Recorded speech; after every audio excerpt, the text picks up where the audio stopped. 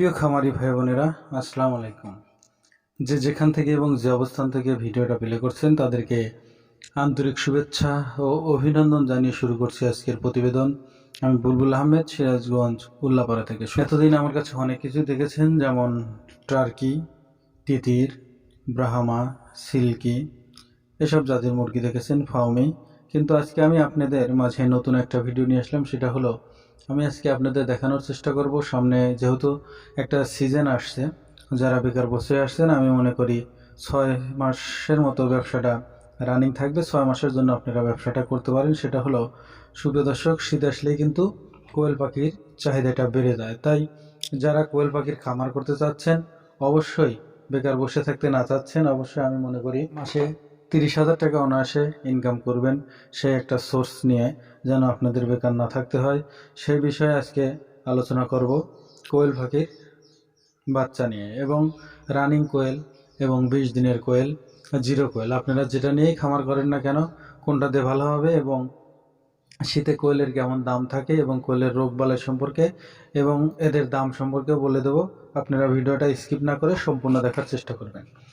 সুপ্রিয় দর্শক, ভিডিওটা শুরু করার আগে বলছি, যারা আমার চ্যানেলে নতুন, অবশ্যই কৃষিভিত্তিক এবং খামার ভিত্তিক নতুন নতুন ভিডিও পেতে চ্যানেলটা সাবস্ক্রাইব করে আমাদের সঙ্গে থাকার চেষ্টা করবেন। সুপ্রিয় দর্শক, আরেকটা কথা, সেটা হলো আমাদের ডেলিভারির সিস্টেমটা।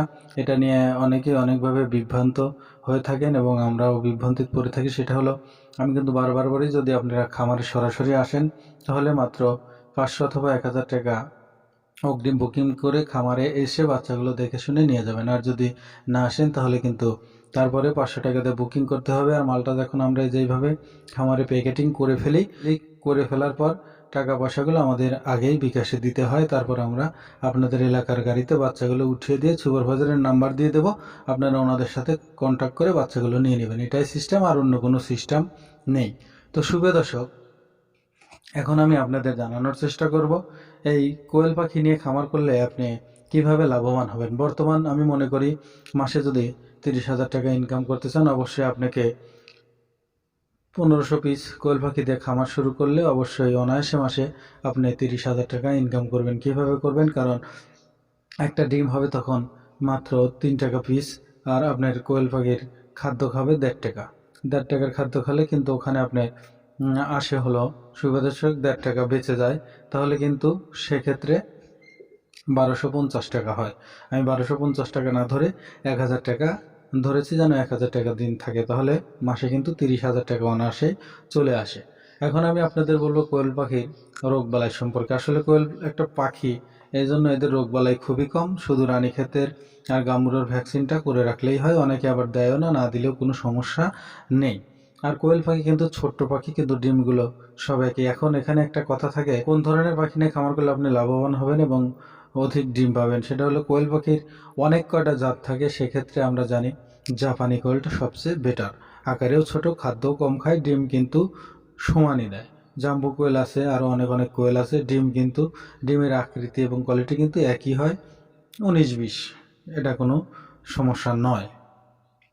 এখন আমি এদের খাদ্য সম্পর্কে বলতে গেলে, এরা কিন্তু খায় হলো, যেহেতু ডিমের জন্য করবেন, লেয়ার লেয়ার অন খাদ্যটা অবশ্যই অনিবার্য, কারণ এটা দিলে ওরা ভালো ডিম দিয়ে থাকে। সুপ্রিয় দর্শক,